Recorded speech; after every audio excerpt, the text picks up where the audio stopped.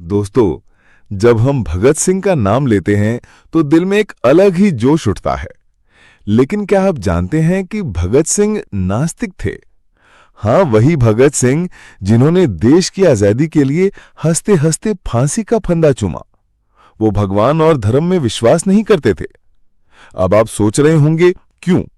आखिर क्यों भगत सिंह ने कहा था कि मैं नास्तिक हूं? तो चलिए इसे शुरुआत से समझते हैं। भगत सिंह का जन्म 28 सितंबर 1907 को हुआ। उनका परिवार पूरी तरह से देशभक्त था। बचपन से ही उनके चारों ओर देशभक्ति का माहौल था। लेकिन दोस्तों, जब वो सिर्फ 12 साल के थे, तब जलियांवाला बाग का कांड हुआ। उसने उनके दिल दिमाग को झकझोर दिया। वो सोचने लगे कि अगर भगवान है, तो निर्दोष लोगों के साथ इतना अन्याय क्यों हुआ? क्या भगवान सब देखकर भी चुप है? यहीं से उनके मन में सवाल उठने शुरू हो गए, और यही सवाल उन्हें धीरे धीरे नास्तिकता की ओर ले गए।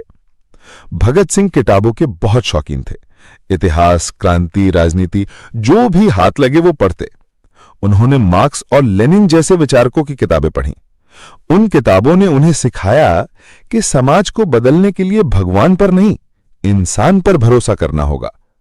सोचकर देखिए दोस्तों, अगर आजादी सिर्फ मंदिर मस्जिद में प्रार्थना करने से मिल जाती, तो क्या हमें अंग्रेजों के खिलाफ लड़ना पड़ता? नहीं ना। यही वजह थी कि भगत सिंह ने कहा, इंसान को खुद अपने संघर्ष पर भरोसा करना चाहिए। तो यह था उनके नास्तिक होने को पहला कदम। आगे हम जानेंगे कि जेल में रहते हुए उन्होंने मैं नास्तिक क्यों हूं नाम का ऐतिहासिक लेख क्यों लिखा, और उसमें उन्होंने क्या क्या बातें कहीं। दोस्तों, अब जरा सोचिए, एक किशोर भगत सिंह जिसके चारों ओर धर्म, पूजा और परंपरा का माहौल है, लेकिन उसके दिल दिमाग में लगातार सवाल उठ रहे हैं। उसे समझ नहीं आ रहा कि अगर भगवान सच में है, तो इंसान इतना असहाय क्यों है? क्यों हमारी माताएं, बहनें और किसान अंग्रेजों के अत्याचार सहने पर मजबूर हैं? यही सवाल भगत सिंह को किताबों की ओर ले गए। वो घंटों घंटों पढ़ाई करते। इतिहास, क्रांति, समाजवाद, जो भी किताब हाथ लगती वो पढ़ डालते। उनके जीवन में कुछ किताबें ऐसी आई जिन्होंने उनकी सोच की दिशा ही बदल दी। मार्क्स, लेनिन और रूस की क्रांति से जुड़ी किताबें। कार्ल मार्क्स ने कहा था कि धर्म जनता की अफीम है, यानी धर्म इंसान को सुला लेता है, लड़ने की ताकत छीन लेता है। भगत सिंह ने जब ये विचार पढ़े तो उन्हें लगा कि हां, यही तो सच है। अगर लोग मंदिर मस्जिद में जाकर भगवान से आजादी मांगते रहेंगे, तो अंग्रेज हमें कभी भी गुलामी से नहीं निकालेंगे। दोस्तों, क्या आपने गौर किया है? जब भी इंसान मुश्किल में होता है तो ज्यादातर लोग कहते हैं कि भगवान सब ठीक कर देंगे। लेकिन भगत सिंह इस सोच के खिलाफ थे। वो कहते थे कि अगर भगवान सब कर देगा तो इंसान की भूमिका क्या रह जाएगी? क्या हम बस हाथ पर हाथ रखकर बैठ जाएंगे? उनकी सोच थी, इंसान को खुद मेहनत करनी होगी, खुद लड़ना होगा, तभी बदलाव आएगा। भगत सिंह ने सिर्फ विदेशी लेखक ही नहीं पढ़े, बल्कि भारतीय क्रांतिकारियों की किताबें भी पढ़ीं। राम प्रसाद बिस्मिल, अशफाक उल्लाह खां और कई स्वतंत्रता सेनानियों के लेखों से उन्हें प्रेरणा मिली। लेकिन इन सबके बीच एक अंतर था। बहुत से लोग भगवान और धर्म को अपने संघर्ष का आधार मानते थे, जबकि भगत सिंह इसे इंसान की कमजोरी समझते थे। वो कहते थे कि अगर हमें असली क्रांति करनी है तो पहले दिमाग की बेड़ियां तोड़नी होंगी, और दिमाग की सबसे बड़ी बेड़ी है अंधविश्वास। सोचिए दोस्तों, अगर हम मान लें कि भगवान आएगा और हमें बचा लेगा, तो क्या हम लड़ने खड़े होंगे? नहीं। यही कारण था कि भगत सिंह नास्तिक बने, क्योंकि उनके लिए इंसान की ताकत ही असली ताकत थी। दोस्तों, इसी सोच ने उन्हें क्रांतिकारी बनाया। इसी सोच ने उन्हें विश्वास दिलाया कि बदलाव किसी मंदिर, मस्जिद या गुरुद्वारे से नहीं, बल्कि मैदान में लड़ाई लड़ने से आएगा। और यही वजह है कि आगे चलकर उन्होंने वो मशहूर लेख लिखा, मैं नास्तिक क्यों हूं। लेकिन उस लेख के पीछे की असली कहानी जेल में लिखी गई थी। वो जेल का अनुभव, वो अकेलापन और वो संघर्ष जिसने भगत सिंह को पूरी तरह नास्तिक बना दिया। तो चलिए अग्नि। दोस्तों, अब बात करते हैं उस दौर की, जब भगत सिंह जेल में थे।